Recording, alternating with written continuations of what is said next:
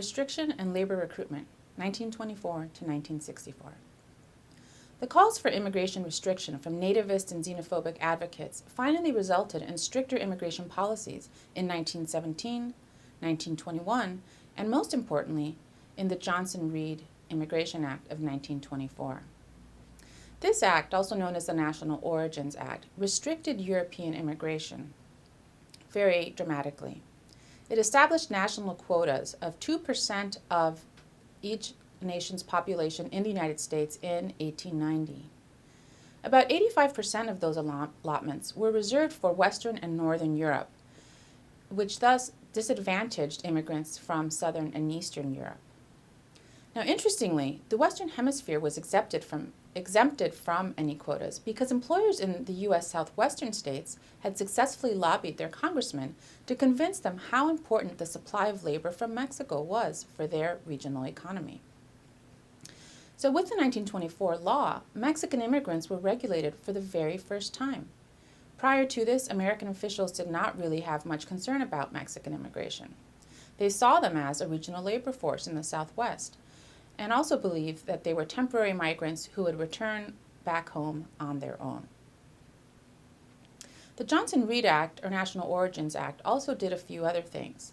It established for the very first time the U.S. Border Patrol along both the Canadian and Mexican border. And although it did not create quotas for immigrants from Mexico, Latin America, or the Caribbean, it did create new rules. First, all immigrants from these areas needed to be inspected. Second, they had to pay an $8 head tax per person. Third, they had to pay a $10 fee for the visa. Fourth, they had to prove their literacy in the language of their choice. Fifth, they had to pass the public charge test, meaning that they would not become a public charge or a burden on society.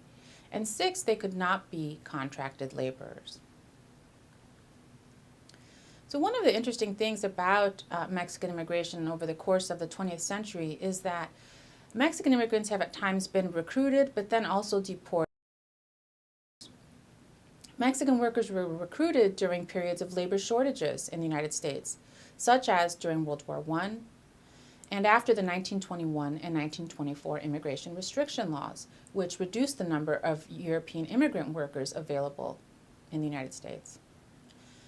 However, Mexican workers were also deported during periods of economic decline, most importantly during the Great Depression, when approximately 400,000 were deported, which included U.S. citizen children and mixed status families. Now, during World War II, agricultural employers in the Southwest lobbied and convinced U.S. officials of dire labor shortages they were experiencing in their industry. As Americans went to serve in the war or moved to cities for higher-paying industrial defense jobs, many were leaving the farms and fields, and thus leaving employers without workers. At the same time, the war demanded increased food and war material production to feed both soldiers and civilians. So U.S. officials approached the Mexican government about creating a program to recruit and import Mexican workers on temporary contracts to work in agriculture and food processing in the United States. The program began in 1942 with several thousand Mexican men going to work in California. And this was popularly known as the Bracero program. Soon, Mexican workers were being recruited across the country in places as far as Oregon, Montana, Illinois, and Ohio. The program contracted only men, and they did 6-month stints with an employer, after which they had to return home. Many would sign up again if they had earned good wages or had good experiences. Railroad officials quickly approached U.S. officials as well, citing their own labor shortages and need for workers to do maintenance of way and track work on the essential railroad network that transported not only soldiers during the war, but goods and weapons from the interior of the country to our ports. Thus, officials established a railroad component to the program, though this one only lasted from 1943 to 1945. The Bracero program had a number of interesting conditions and consequences. First of all, the agricultural component of the program was renewed repeatedly after the war. And altogether, by the end of the program in 1964, approximately 2 million Mexican men had signed 4.5 million contracts. There were, however, severe abuses and decline in farm labor wages during the program. And it's very clear that this contract labor or guest worker program increased illegal immigration during the years that it operated. One scholar has in fact cited that the Bracero program witnessed what he called, quote, the flexible enforcement of immigration law. One particularly notable moment of increased deportations of those unauthorized workers in the country occurred in 1954 with a campaign unfortunately titled Operation Wetback. During this massive deportation program, approximately 1 million people were deported from the country. And during the 1960s, the Bracero program became increasingly unpopular and finally ended in 1964. So the Bracero program had a number of, or left a number of legacies.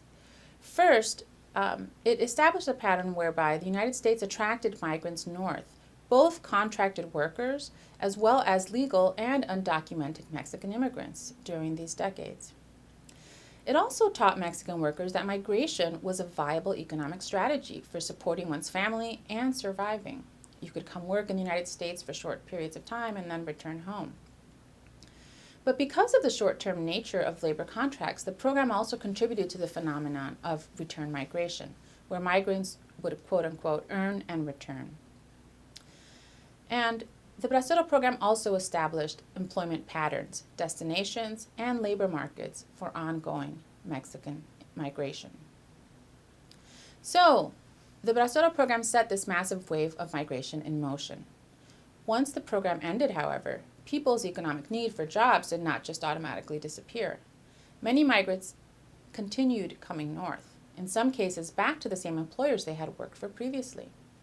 Other migrants came north following male relatives who had been braceros, husbands, fathers, grandfathers, or brothers.